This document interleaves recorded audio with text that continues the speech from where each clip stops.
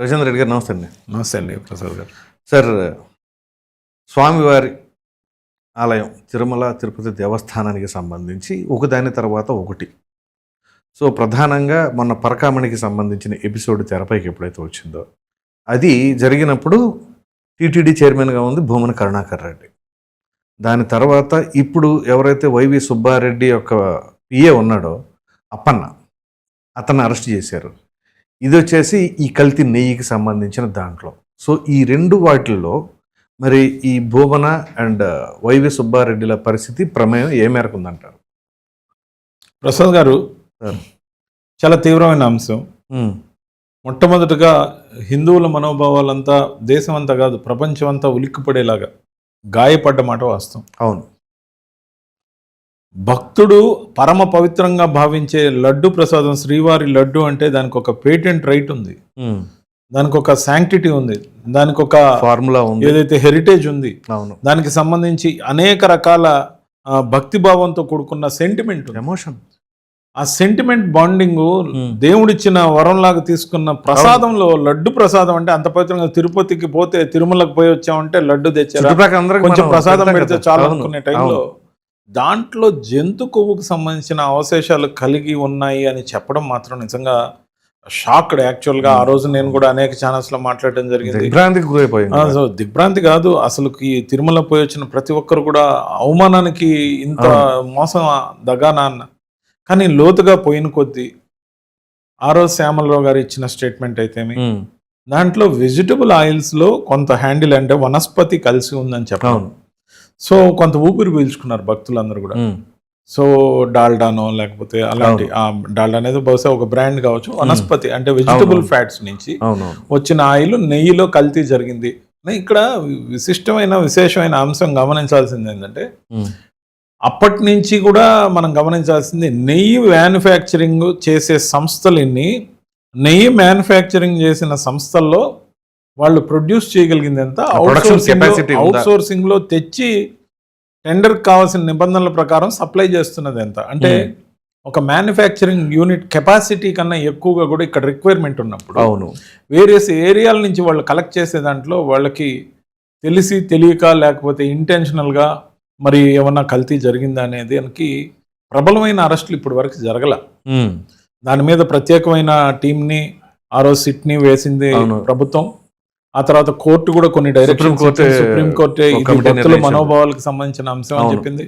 So అప్పటి నుంచి delicate గా ఈ సెంటిమెంట్ విషయంలో ఎక్కువ హడావిడి లేకుండా ఏదైతే దర్యాప్తు జరుగుతుందో, ఈ దర్యాప్తులో ప్రధానంగా ఇప్పుడు వచ్చి ఒక వ్యక్తి మాజీ టీటీడీ చైర్మన్ అప్పటి పిఏగా ఉన్న అప్పన్న మీద కేసుతో పాటు అరెస్ట్ దాకా పోయిందంటే దీన్ని లోతుగా విచారణ ఇప్పుడు మొదలైందనేది అర్థమవుతుంది. మరి ఒక పిఏని అరెస్ట్ చేసినప్పుడు అతను ఇచ్చే ఆధారాలు లేకపోతే పోలీసుల దగ్గర ఉన్న ఆధారాలు ఏమున్నాయో నాకైతే తెలియదు, కానీ ఇది చాలా కాలాతీతమైందని నేనైతే భావిస్తున్నా. కానీ ఎప్పటికైనా శ్రీవారితో ఆటలు కాదు, ముఖ్యంగా శ్రీ వెంకటేశ్వర స్వామికి సంబంధించిన బలమైన భక్తిభావంతో పాటు ఆయనకి చెడ్డ చేసిన వారు ఏ విధంగా ఎన్నో రకాలుగా ఇబ్బందులు పడతారో చరిత్రే సాక్ష్యం. కానీ ఇటువంటి విషయాల్లో సబ్సిక్వెంట్గా వచ్చిన సుబ్బారెడ్డి గారి తర్వాత భూమన కరుణాకర్ రెడ్డి గారు కానీ ఆ రిజిమ్లో ఎవరైనా ఉన్నా నిజంగా తప్పు జరిగి ఉంటే తప్ప మనం వ్యక్తులకి ఆపాదించి డైరెక్ట్గా మనంతట మనం స్టేట్మెంట్లు ఇవ్వకూడదని, సంయమనం పాటించాలని, ఒకసారి ఇప్పటికే కల్తీ జరిగిందని చెప్పిన విషయం నేషనల్ ఛానల్స్లో విస్తృతంగా ప్రచారం అయ్యాక ప్రపంచవ్యాప్తంగా చూసిన ఈ న్యూస్ వల్ల భక్తుల యొక్క మనోభావాలు, ముఖ్యంగా అక్రాస్ ద గ్లోబ్ కోట్లాది మంది హిందువుల మనోభావాలు ఏదైతే దెబ్బతిన్నాయో అలాంటిది మరొక్కసారి జరగకుండా ఏది జరిగినా గుమ్మనంగా విచారణ జరగాలని, ఆధారాలన్నీ కోర్టు ముందు పెట్టాలని, కోర్టు ముందు పెట్టిన తర్వాత ఎవరైనా ఏ స్థాయి వారైనా వాళ్ళ మీద చర్యలకి ప్రభుత్వం ఖచ్చితంగా ముందుకెళ్లాలని నేనైతే కోరుకుంటున్నాను. సో మరి ఈ పరకామణికి సంబంధించిన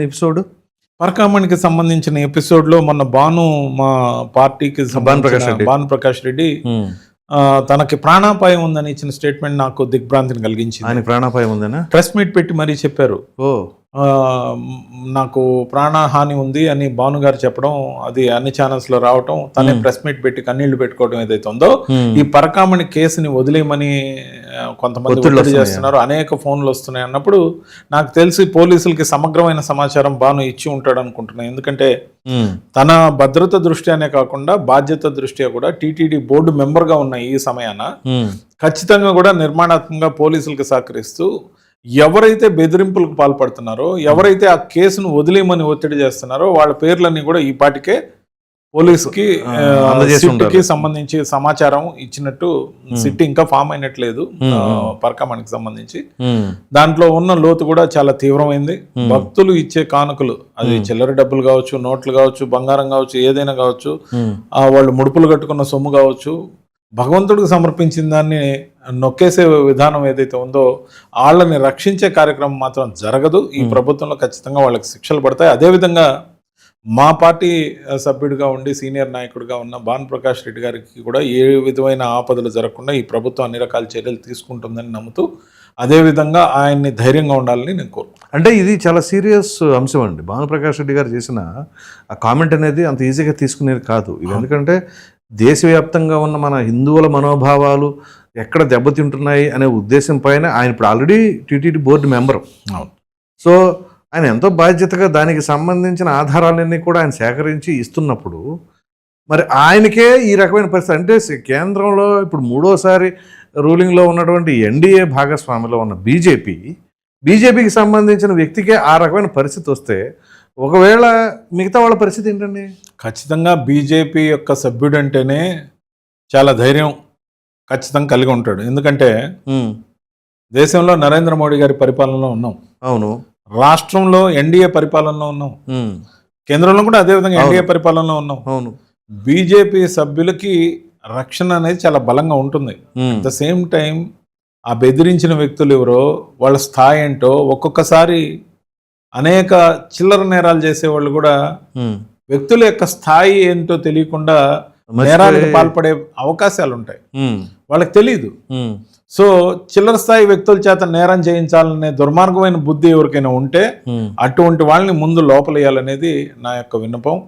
దాంతోపాటు ఈ పాటికే మరి ఇచ్చిన సమాచారం మేరకు అరెస్టులు కూడా జరగాలి భాను ప్రకాష్ రెడ్డి గారిని థ్రెటన్ చేసిన వాళ్ళ మీద అని నేను ప్రభుత్వాన్ని రిక్వెస్ట్ చేస్తున్నాను. రైట్ సార్, థ్యాంక్ యూ అండి. నమస్కారం.